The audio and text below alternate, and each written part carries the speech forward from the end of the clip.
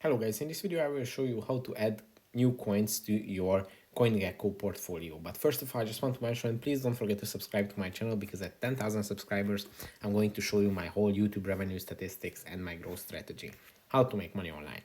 So let's jump into it. First, open the Coingecko app, then tap on the portfolio tab.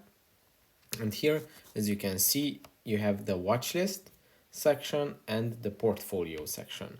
And to add new coins to your portfolio, you just have to tap on the add the new coin. Here you can search your coins.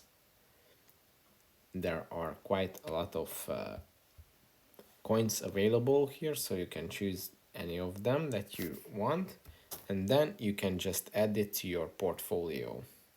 And then you can edit your ads and you can see all the statistics since you have added your coins to your portfolio. So that's it for this video. I hope it was helpful for you. If it was, please consider subscribing and see you in the next one.